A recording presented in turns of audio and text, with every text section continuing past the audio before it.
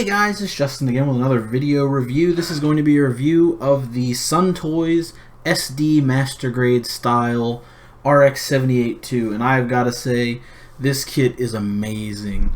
Not to spoil the review or anything, but I really enjoyed this kit a lot. So here's what he looks like straight out of the box. It's about what you'd expect. He's somewhere between an Origin and a 3.0 style RX 78-2 with a couple of their own special twists on him. I've never seen an RX with like vents like this. It's almost like the 3.0 style vents, but they come out more and they have a lot more detail on them. Sort of like something you'd see on like the XS, or maybe if you wanted to stay in the RX family, perhaps like the 1 Year War version where they kind of had the layering. But the shoulders are definitely 3.0 styled. A lot of the color separation was with the 3.0 in mind. The chest is definitely 100% Origin style, but everything else you can kind of leave to interpretation. Now, you can make the Origin version with this if you so desire, which is really cool. I'm glad they added the option for that. I wish they would have added a secondary chest piece where you didn't have to put the pieces in. And you will notice that during my review, this piece is not it's included. It's just not in. When I was putting it together, one of the pegs wasn't in, and getting this apart isn't the easiest thing in the world. So I guess you'd call that as a con kind of early on, but we'll get into that later. So how was the build? I didn't have too many issues. I saw a lot of people complaining online about how awful this kit was, and I saw a guy like literally put a picture of the box in the trash and said that it took him like 2 hours to put like 1 foot together, and that guy doesn't know what he's talking about. This kit went together, in terms of third-party kits, this kit went together like a dream. It's definitely not Bandai quality. It's definitely not even Kotobukiya quality. There are some tight fits here and there. There's a very small handful of loose fits, but for the most part, everything fits together as it should. My biggest complaints fit-wise are probably the skirt connections. Or first of all, they're a little funky. Let's see if I can pop one of these off. Yeah, so you've got this hinge peg, which is the problem. There's like a hinge that it's like a C-joint that sits on a thing, like a bar that goes across it, and then you slide this into this little peg thing, and it just kind of pops into place. That part works fine. It's the C-joint and the hinge that works really strangely. The first couple times you put them on, they don't really want to sit properly, but once you get them into place, no problem. Some of the other like little things, like the sliding joints, you'll see there's a piston here on the inside of the arm. Those are really weird, and they have a really hard time fitting in when you're first putting them in, but once you get everything sandwiched together, it stays where it needs to go, and that's fantastic. I lost it when I first saw those parts and how it assembled, and I was like, this is going to be a disaster. And as soon as I got everything where it needed to be, it stayed, and it's awesome. So really happy about that. My other minor complaint is the toe is on this really weird flat thing, and you just kind of slide it into this, and that pops off pretty easily. But thank God for glue. So we have a solution to that, very easy. Once I paint this, I will be gluing a lot of this on, the toes especially. But the build was fantastic. It felt like the more I got through it, the more weird some of the plastic felt. Like the blue plastic feels really cheap. It's got like a kind of almost like semi-matte finish to it, in a lot of places where like the plastic it's not the best quality plastic, but it looks nice. Some of the details are really nice. It sands really well. I had no problems with sanding or nub removal. There was quite a generous amount of undergating done, and it wasn't overdone like you see a lot on like Dragon Momoko kits, where they'll undergate literally everything. There's a lot of undergating, but it's not to the point where it's a problem. Details are fantastic, as you can see. And in terms of accessories, my God, you get one shield, which before I get too much farther into this, you can also display in two different ways. You can very easily just pop that off and display the shield as, you know, like that, or you can put the cross on and display it the other way, whichever you prefer. I know a lot of people like the shield without the cross. I think it's the Katoki style, or even the GM style shield. And then you get your standard beam rifle, as to be expected with the RX, and those are pretty much the staple for your equipment. Sometimes you'll get one of these guys. You get a bazooka, and then again I mentioned that you get the Origin version. This is not the completed rifle. There's a piece that plugs into here, and that kind of locks in place, and then you can use that, I think, on the back skirt to peg it into the back. And then you get a spare backpack piece with this, you know, the Origin gun, and then you can take one of these beam saber handles and put them in here, and you can literally just hot swap these backpacks. You also get a really cool looking beam javelin. Again, I don't have a blacklight. I would like to try this under a blacklight and see if this glows. So I don't know if Zach plans on picking one of these up, but I know he has a blacklight, so be on the lookout. If he does get one, I'm sure he'll put that to the test.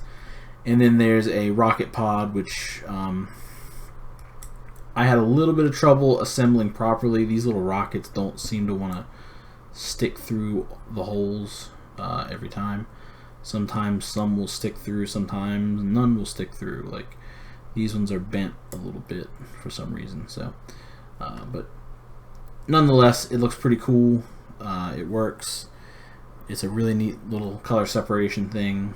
And you can literally just pop the front off of the beam rifle, pop this guy on, just like this, and now you've got, I actually need to drill that out a little bit, but you've got the rocket launcher beam rifle, no problem, super easy to do. And then the same thing, I'll do the backpack later. You get a whopping 10 of these, and there's one for all the thrusters, I believe, on the kit. So there's 2, 4, 6, 8, and the thrusters in the back of the legs I don't have installed because the instructions put the backpack thrusters in the legs. Someone on Instagram, I'll have to put your name in the comments if I can remember it, pointed that out, and then I got later in the instructions because I'd already skipped it at that point, so I would have eventually figured it out. But big shout out to you. I will, like I said, I'll try to put your name in the comments. Thank you for pointing that out to me, but I have to figure out what parts do go in here so I can hook that up and have the thrusters in the back of the legs. And then you get 4 beam sabers. The beam sabers can plug into the backpack or onto the back of the shield. And that already seems like a lot of accessories. Like, that's a ton. You also get open hands, closed hands, and then we'll get to the rest of the hands later. But this already seems like a lot, but you actually get a whole nother beam javelin handle, a complete rocket launcher, I think enough parts to build one more of these backpack guns, so you could realistically mount 2 of these guns if you have another polycap that you can use. I know that I have a ton of polycaps. I could very easily find one that will fit this peg and use that. You get the parts to build this much of another gun, and enough parts to build a complete second beam rifle and rocket launcher. So you get a ton of weapons. Now, given the amount of accessories you get, here's my only real actual con about this kit. You get a whopping 10 hands on the runner. You'll see that I haven't cut these out, and the only reason I haven't done that is because I wanted to show you that you get 10 hands. You get 2 fists, 2 open expressive hands, 2 trigger finger hands, 2 like beam saber holding hands, and then 2 just kind of like HG style hands, I guess would be the best way to put that. But you only get a whopping 5 hand plates. So I have 1 extra hand plate to use, and I'm actually planning on casting this if I can figure out how to do it, and recasting this hand plate another, I think, 5 times, so I can use all the hands and have them all painted and do all that, so I can use all the hands. But a very simple, easy fix. I don't know if there's another runner that was just missing from my bag. It seems like that could be a possibility because there's 10 hands and there's only 5 on this runner. But the weird thing about that would be there's 2 hand plates that go to the open hands that don't fit anything else. So maybe, maybe not. I don't know. So enough me yammering on about how good the kit looks, how good the kit is. Let's see it in action. So as far as articulation goes, the head is on a weird peg. You can see that it just literally plugs into the head like that, and it does a full 360. It pops out a little bit. It's not the tightest connection. A little bit of glue, a little bit of paint, that will be super fixed, no problem at all. Arms are on ball joints. They will go, or they're not on ball joints, they're on the it's like a peg thing with the hip joint that you always see. The arms will go straight out. They will do a full 360. You might have to do a little finagling to get them around the beam sabers, not very much though. And you can see that does slide a little bit, and it kind of loosens this. This also slides up and down, and these will wiggle just a little bit. They're a little loose because this piece doesn't really secure the tightest. This is probably the loosest part on the whole kit, is the top of these shoulders. Again, a drop of glue and that's fixed, no big deal. You can rotate full 360 under the shoulder. You get not quite a 90 just because of clearance, but you get a really nice bend out of the arm. Oh god. Oh no. Where did that go? And those are going to have to be glued in. Now I know. But, you know, you can see now that, come on. There we go. A couple things do like to pop off. It's not too tight. And at the wrist, simple ball joint, full 360, a little bit of wiggle, all that. You get the polycap movement at this little guard. There's a stomach joint that lets you do a little bit of up and down. Do a little side to side. And there is a shoulder joint in here that lets you kind of reach out. Let me pop this shoulder off so you can see it. You can actually like wiggle it all the way out, like so, and then, you know, it folds back in pretty easily. But it lets you get a really nice bend out of the arm, and it doesn't look too gaudy. So let's put this back on.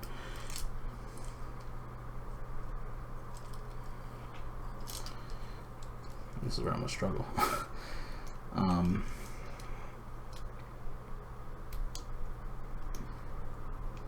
Okay, so the skirts all move independently.